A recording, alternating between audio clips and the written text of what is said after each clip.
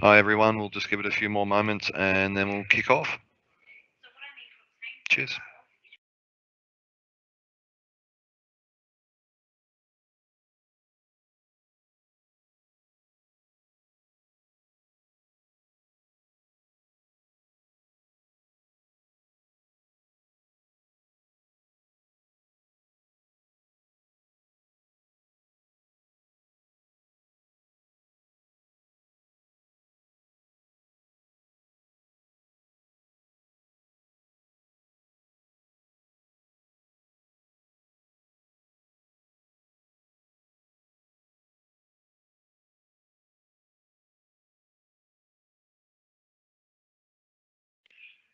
In the meantime, if you've got any questions, feel free to use the Q&A feature and we'll get to them as soon as we can.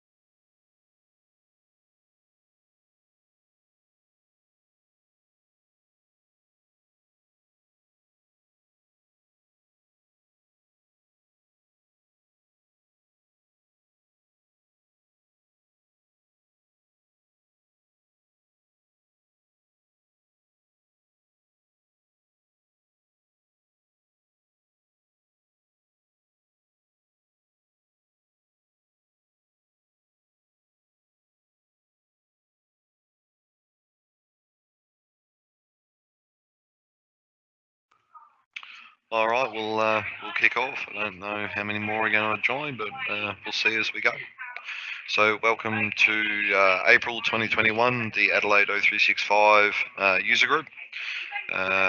We've finally got together and had a meeting for this year, so it's good to have everyone here, and we'll move forward.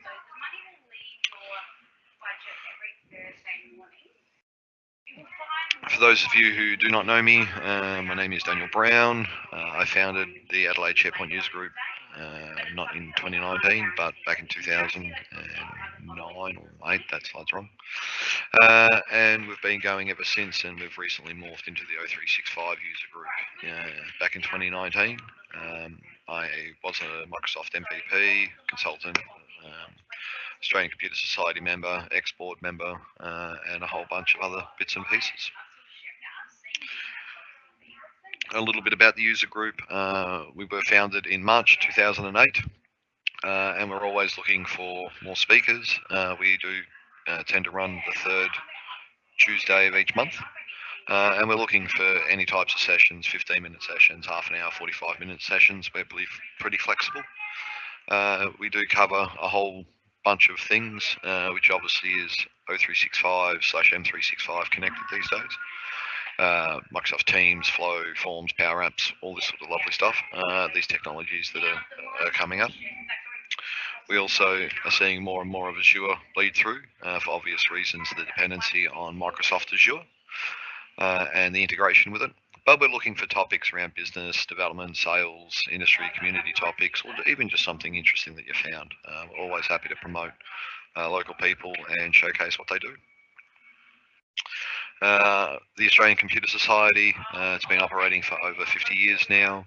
It is the peak professional ICT body for Australia. It's industry and federally recognised. I've been a member yet again since about 2007, 2008, around then. And the more you put in is the more you get out of it. It's a good place to find more events and get involved in the IT community as well as the IT industry itself. The Adelaide O365 user group does count towards your professional hours with the Australian Computer Society of 1.5 of the Sophia Skills Framework. So please ensure that if you are a member of the ACS, please get those hours entered as it does work towards your CP certification. Coming up in about 2 weeks, we have the Microsoft Business Applications Summit, which covers a whole bunch of applications and lovely stuff coming out. So be prepared for a few things to have a few quirks and bugs in it as that week rolls on. May 4th, US time, but given the time zones, it's probably going to be May 5th in the early hours of the morning. Check the website for full details. There's a whole bunch of content that is available from previous sessions from previous years, so check that out. It's quite worth it. On another note, Office 2010 support is ending or has ended with a caveat. So due to COVID-19, all Office was Office 2010, Word, Excel, PowerPoint, Outlook. The client applications extended support finished on the 13th of October. However, SharePoint and Project Server did get extended beyond that. But if you're still using Office 2010, now is a great time to start planning that update. More and more features and functions of O365, M365 will start to stop working as support is phased out for these legacy applications. The main one being authentication is giving a lot of grief with O365. The old Office 2010 uses different authentication, less secure. So it's definitely worthwhile getting involved and starting to roadmap that out.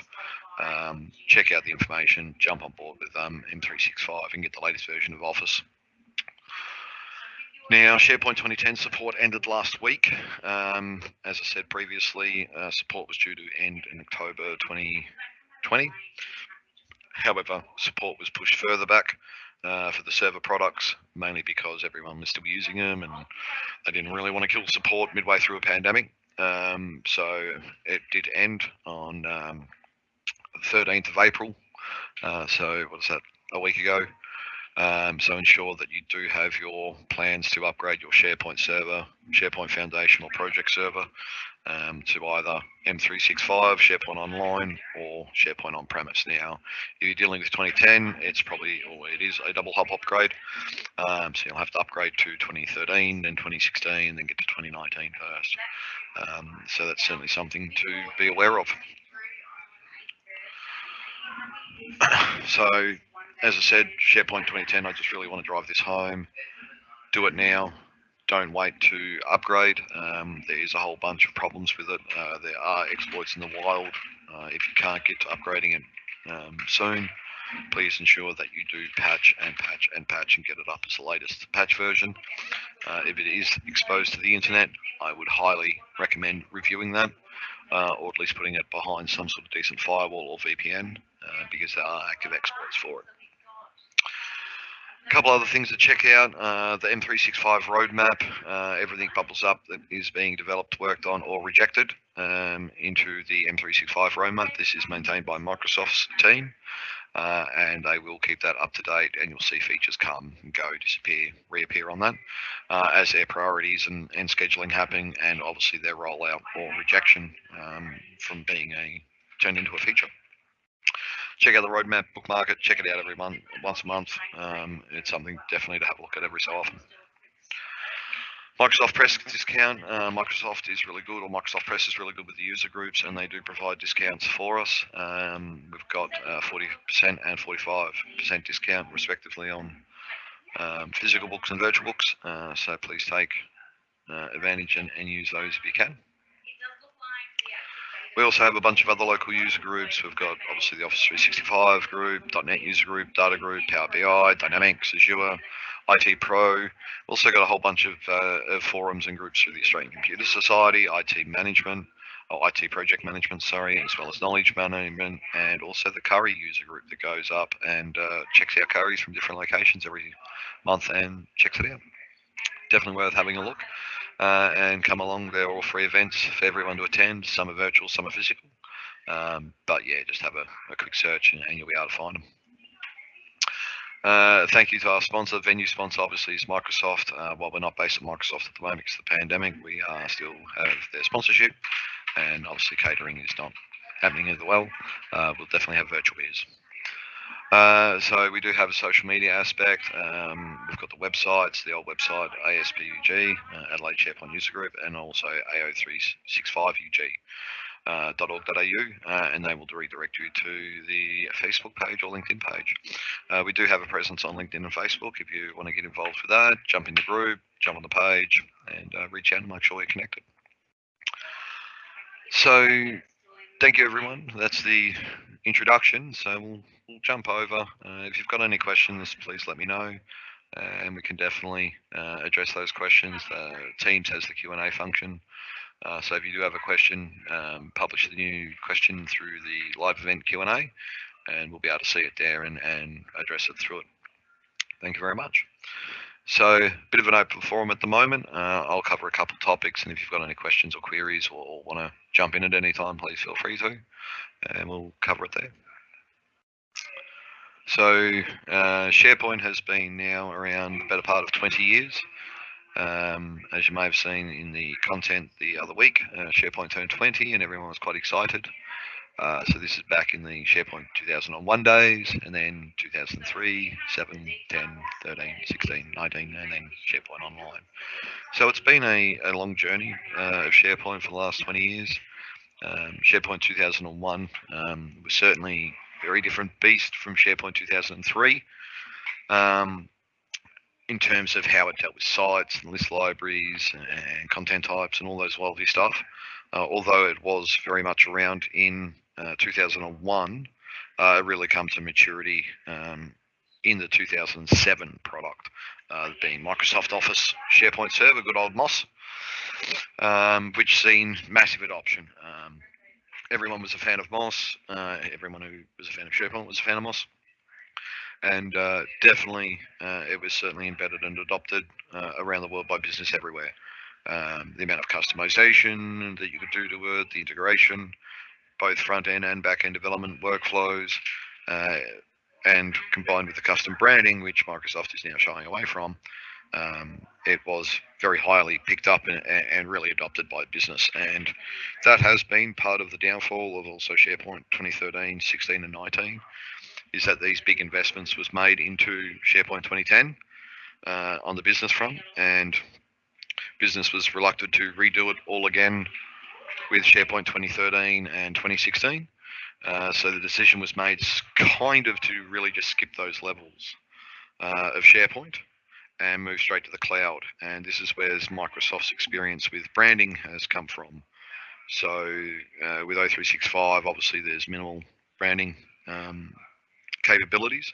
You do have some, obviously, but nothing compared to what you had back in on-premise. And that is largely because businesses cried out saying, look, we don't want to have to rebrand every time the new version is out, which is fair enough. I mean, it's branding in SharePoint is a big exercise. There is courses dedicated to such things, or was courses dedicated to such things. And business really did feel that pain, and they really stayed on SharePoint 2010, even to this day. I mean, it's sort of 10 to 12 years old now, and business hasn't really, well, not all business, I should say, but there are still some lingering businesses that are around on SharePoint 2010 because they don't want to go through that experience again. They've got a very extensive intranet deployment, custom lists, custom sites, custom code, and they're reluctant to reinvest the same amount or any amount into getting that up again. But not doing so puts your obviously organisation at risk by becoming stale and outdated, but also to further topics of, say, cybersecurity threats, insider threats, and really just outdated technology that doesn't perform what we're used to in the current day and age, and more, how do we get around this sort of stuff? It is a lot easier with the old versions compared to, say, SharePoint Online, SharePoint 2019.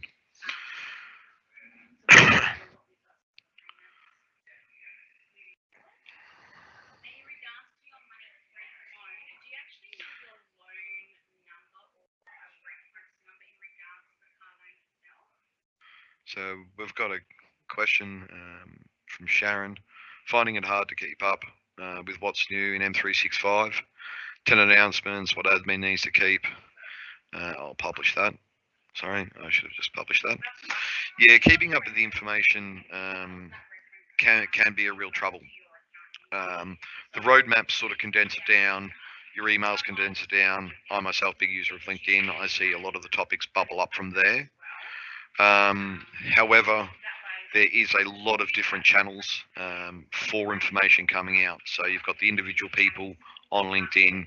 The SharePoint blog doesn't really get updated. The O365 blog does get updated. The roadmaps are probably the best way to see what features are coming.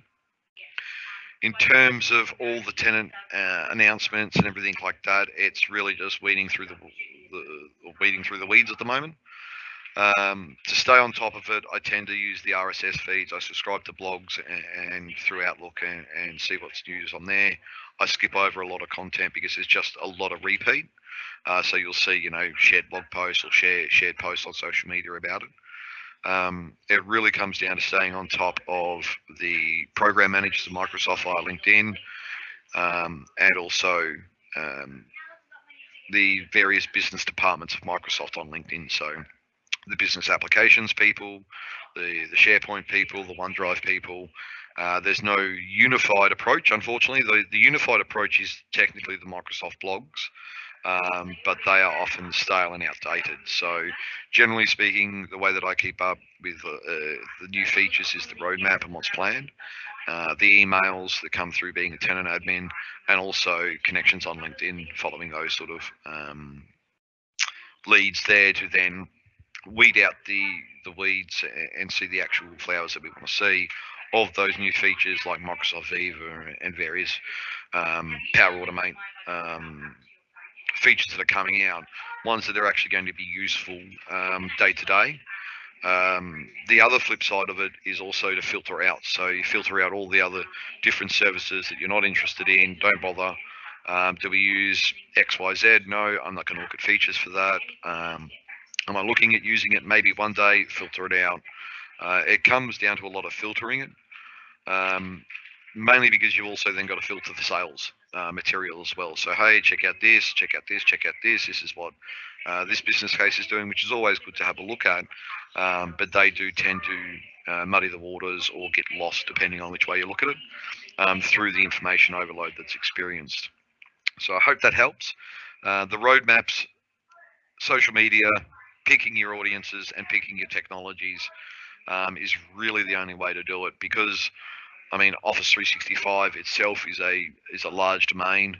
Microsoft Azure is also a large domain, and one depends on the other. So you've got to kind of keep up with both. The other, obviously, sphere of influence in there is the Dynamics sphere. Now, I don't personally deal too much with Dynamics, so I tend to filter and skip over a lot of that content unless it's specifically SharePoint related, in which case, is it on the Dynamics side of SharePoint or is it on the SharePoint side of SharePoint, and based on that, filter it out. Unfortunately, there's just a lot of information at the moment going through. So I hope that helps. If you've got any tips, feel free to share them as well. But unfortunately, yes, it is a bit of a work in progress to filter this. As I said, Microsoft have tried to tackle this with the blogs, but that doesn't really come through. I think the era of blogging may be over to an extent. There's more podcasts. Yet again, who's got time to sort of listen to a 45-minute podcast just to see if there's anything of interest in there? It may not be possible to stay up with the bleeding edge announcements, but certainly with the edge announcements, using the methods that I've mentioned, it will definitely help. So we got another question. Thanks. Yep, cool, no problem. So I hope that helps. Trying to pass on my knowledge of how I've sort of filtered my information over the years as well. So the other one, another talking point that I've got here is also M365 and cybersecurity. Obviously, this is a big, massive topic, so I'm just going to really focus it down to SharePoint and O365 products in a general sense. A lot of people ask me, how do we secure files in SharePoint? And while everyone thinks that's easy enough, if you've got a document library with 10,000 files and I've got access to 8 of those files, how do I find that? Yes, there are ways, but it's very different. So the first part of this cybersecurity talk will be about splitting those containers up based on permissions. So if you've got some sensitive documents or a sensitive file structure, don't maintain the permissions at the file or folder level. Maintain them at the library level. It makes it a lot easier using groups. The second is obviously user groups, because people come and go.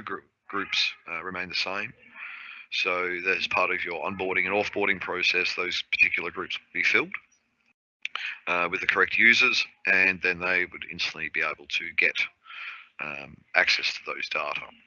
Now, yes, you can do that with the large list or library with a whole bunch of files in there, but it makes it very difficult to maintain. If it's at the library level, everything in this library has this permission, makes it just a bit more easy to maintain and to manage, and also then to remove access.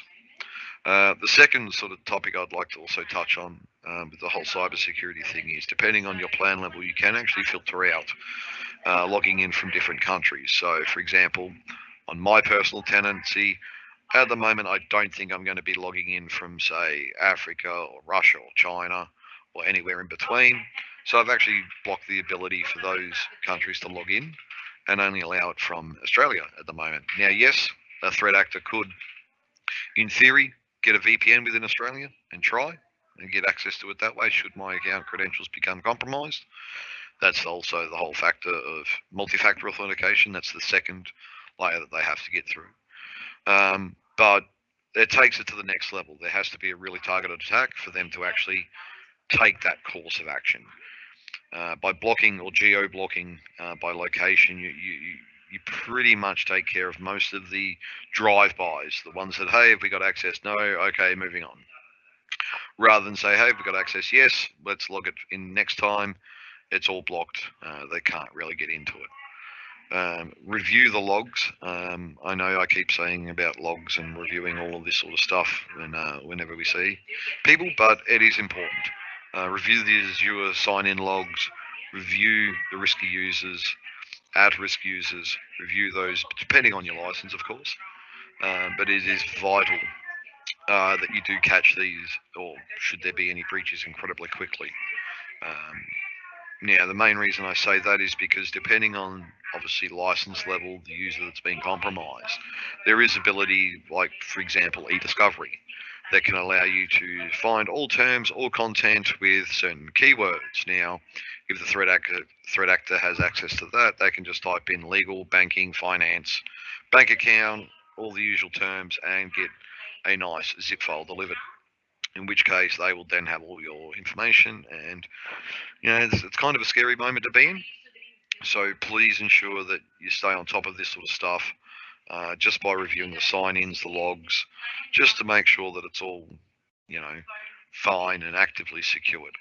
Now, I could spend weeks talking about securing O365, M365, the data in between, but to be honest, the main point that I'd like to sort of take away from the cybersecurity part is people. People is generally where the weak point is at. If we can get people to, check the emails, does this sound legitimate? Does this email look legitimate? Those are the first steps. And it will take care of it. It does stop, putting your business at more risk or your organization at a higher risk. But then the next step is definitely training, phishing campaigns, making sure that, they're not going to click on the links that say, hey, please verify your M365 details for this weird domain or file that I wasn't expecting, and all of a sudden you're in the mess, and the threat actor has access to your environment. So the takeaways with that is secure at the document library level. The site level, if you want to, I mean, if you want to have a secured HR payroll site, no problem. But just don't do it on the file or folder level. It just becomes too granular and too hard to maintain. So lately, also Microsoft have been running a whole bunch of free courses. One of the most popular ones is obviously Azure Fundamentals, Azure Data Fundamentals, Dynamics Fundamentals. If you attend the train, just got tongue tied. If you attend the training and sit through the course, generally it's a 2-day course. You will get the exam voucher, which is a great way to certify your skill set and really cash in on that training. The more Microsoft exams you have, always the better. I myself are going through the process of getting recertified, so going through all the courses and all the exams is a fun experience.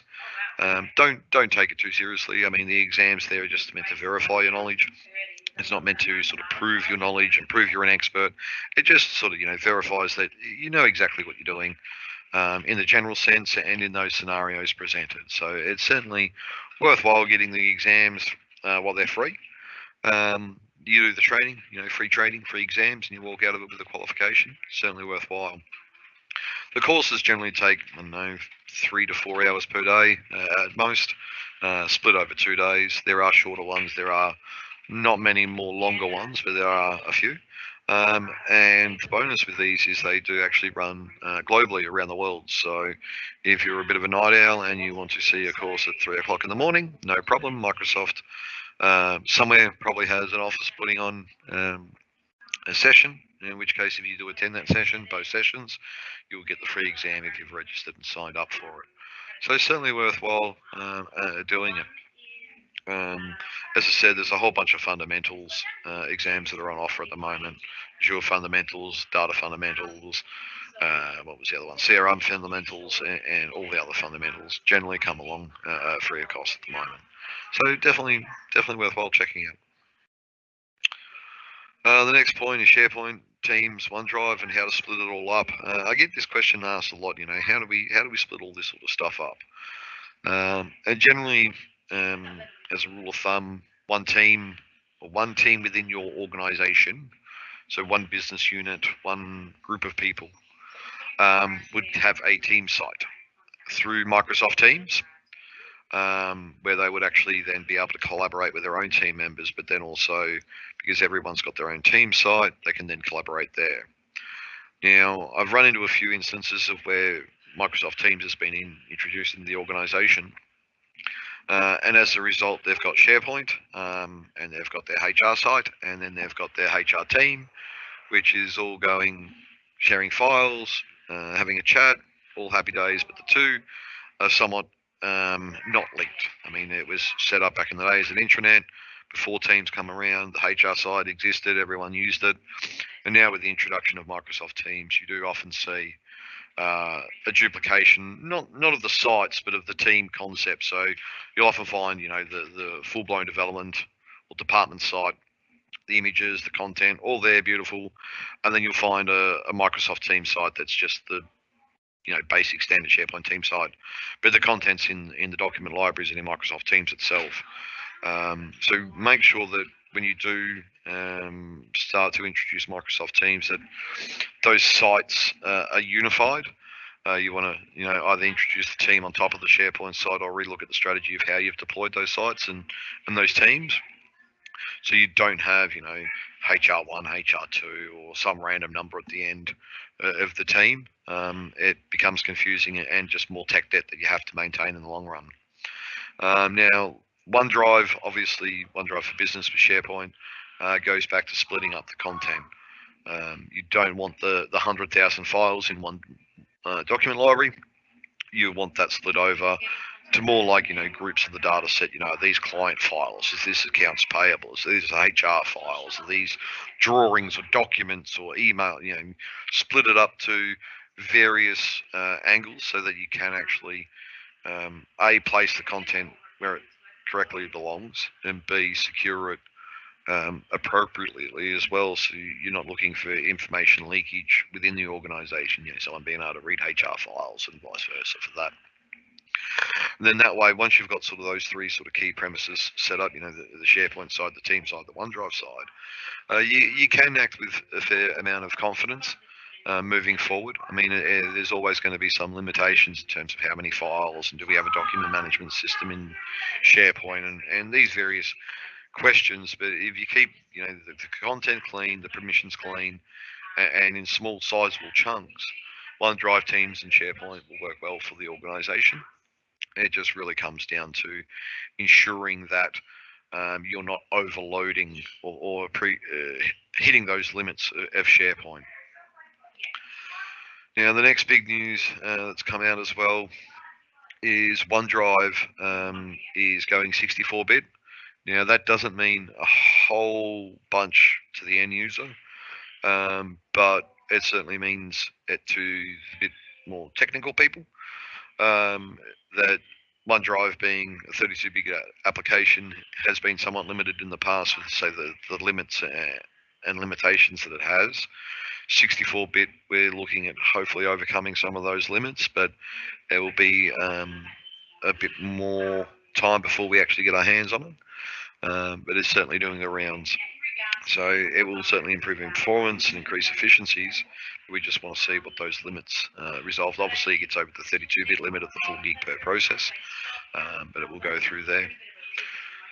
So in terms of the open forum, that's pretty much the topics I've got to chat about. If you've got any topics or something you want to specifically hear about, I'm happy to chat about it or go over it. Or if you've got a topic, more than happy to do it. Otherwise, thank you for attending this quick open forum of the Adelaide Office 365 user group.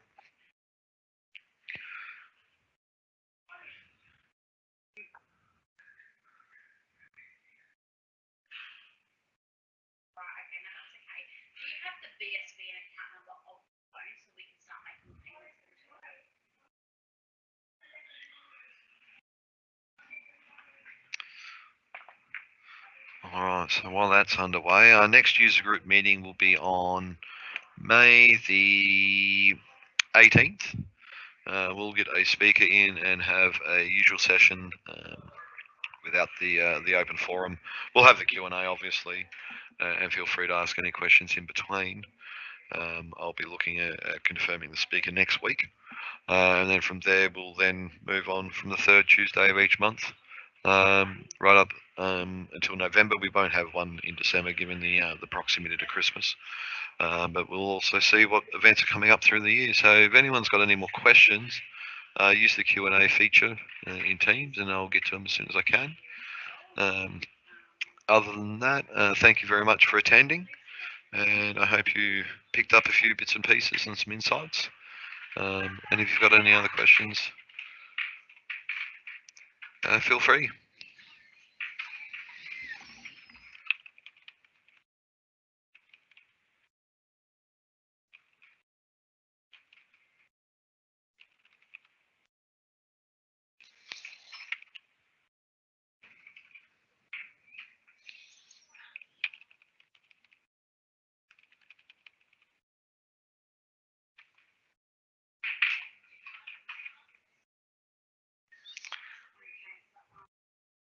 So we've had a question come in. Teams naming conventions. This is an interesting one. I've seen people actually put a lowercase t in front of the name. I'm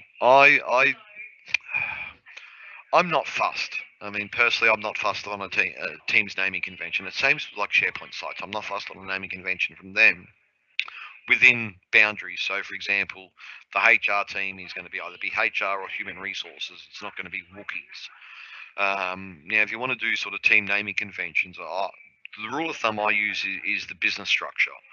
So the first set of teams would be your departments and social groups and committees, where you've got these groups of people in either official or unofficial capacity, which do come together and collaborate. There would be your team straight up, and those team names, I can use either abbreviated forms if your business already has an abbreviation form with, say, documents, or using document management for HR dash or IT dash or SS for support services, or some kind of naming convention. Using it in the URL itself, I think, can be helpful. because it does get people looping back in on themselves. They use the abbreviations within the business that are already in use, and then they can, commit that to muscle memory and do all of that sort of lovely stuff and just really get to it. But for teams outside of the usual or unconventional business structure, the safety committee, HR, IT, leadership, yet again, I would not so much use a naming convention per se. I mean, large, massive enterprises, sure, they do. They actually have a naming convention where they've got the department number and a specific number that they use to allocate the teams and all that. But it's a lot of overhead. Generally, if you've got, say, the Dungeons and Dragons group, just create D&D group. It's not the end of the world. It's not going to be traumatic. If you do need to change them and rename them, that does become a bit of a drama. But this is where you sort of, as the question implies, what's the sort of going out forward for it? And I would say use the abbreviations, use the site names. So, HR or human resources, IT or information technology. I tend to personally prescribe to the abbreviation. So if an organisation already has that structure in place, I will, reuse it and borrow it, and then create the department abbreviation or the department sites based on the abbreviation. Likewise with teams. So, IT, done. Now, if you've got sub teams and all that sort of stuff, it can get a bit more confusing. But as a general rule, naming convention, I'm not a big fan of it. I'm not a big adopter of it. I don't think in the long run it has a benefit for small, medium, even large business. I mean, to really get a naming convention out of your team to really some high level, you're going to have hundreds, if not thousands, of team sites. Yes, it's always a good idea to use a naming convention. And that's where I just go default back to the business structure and the adopt all the abbreviations already in use if they do have one. If they don't create one, here's 10 departments, here's their abbreviation, this is what we're going to use from now on. And then from there, get buy-in from management feedback. You'll often find that this will trigger then the larger conversations as well, which then management will have and then put forward as well. So I hope that helps. Just to recap, naming conventions, yes, fine, no problem. The ones that I generally use are what the business is already using themselves in terms of naming convention. But anything more complicated than that, I think just literally adds more complication to the process than it's worth. Good question. Thank you very much.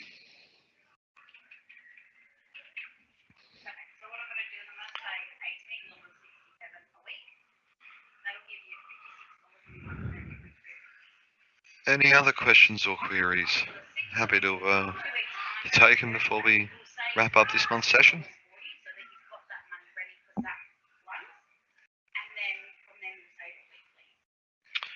Best practice for using hub sites. Wow. Yes, this is a big one. Can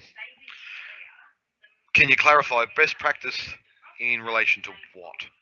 Are you talking about the navigation, the joining of the sites, or how they should be used? Generally, in terms of a navigation point of view, these represent a bespoke model where you can go, say, you've got your intranet, and then you'll be launched off to your HR area, and within that HR site itself is a hub site.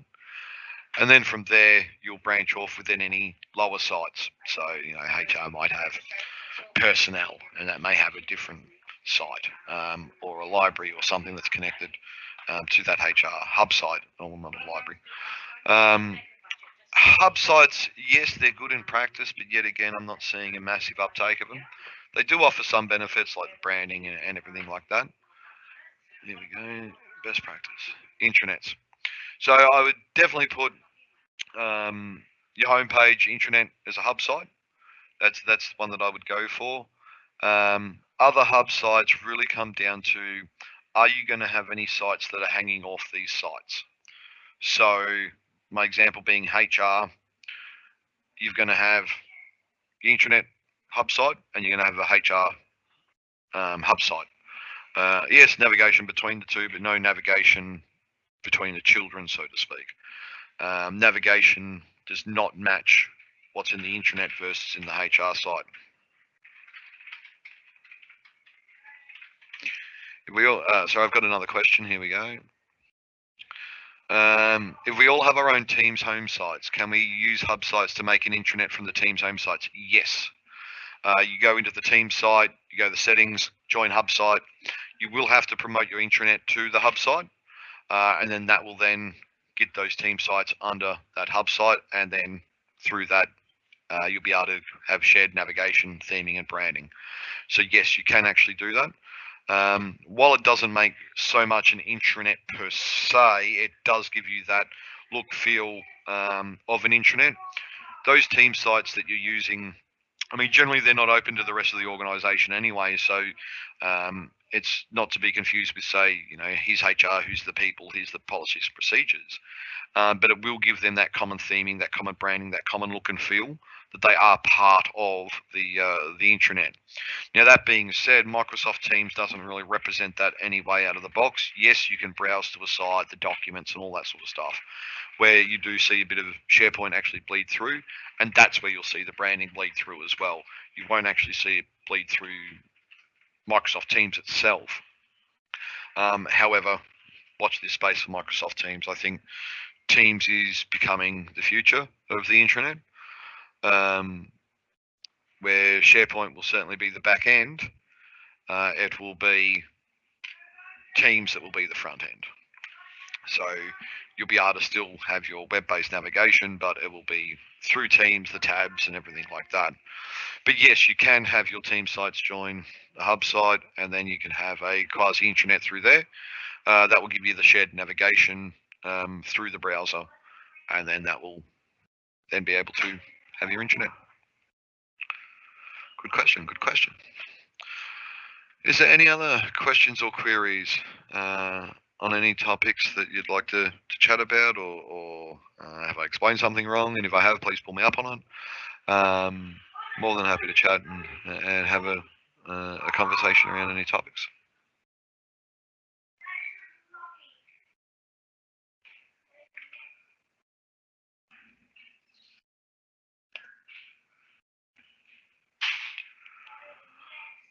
So yes, the future with SharePoint in the next 20 years. I think SharePoint will still be around in 20 years.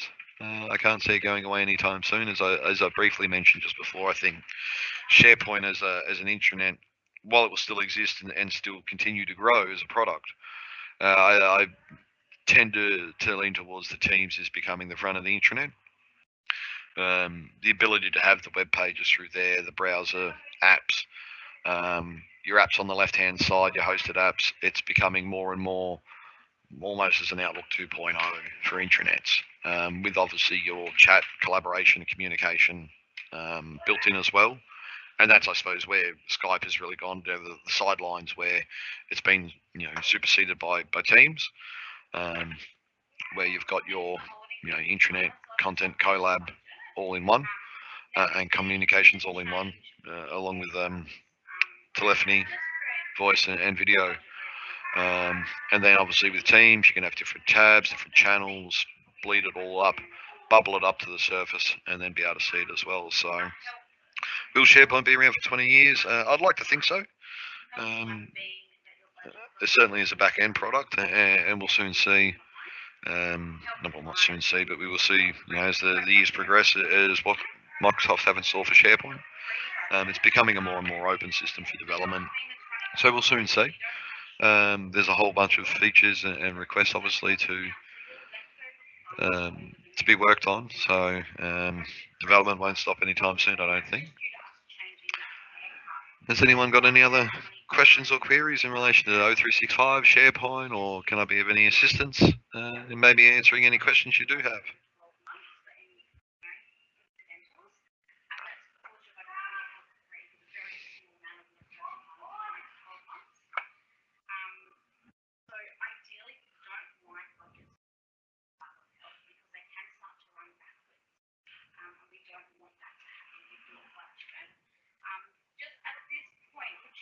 All right, well, I think that's probably a good spot to leave it for today.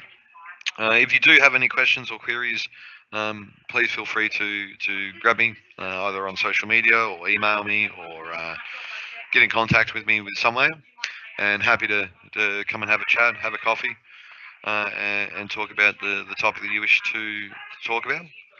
Um, More than happy to. I've been doing SharePoint for a long time, so more than happy to have a chat about it.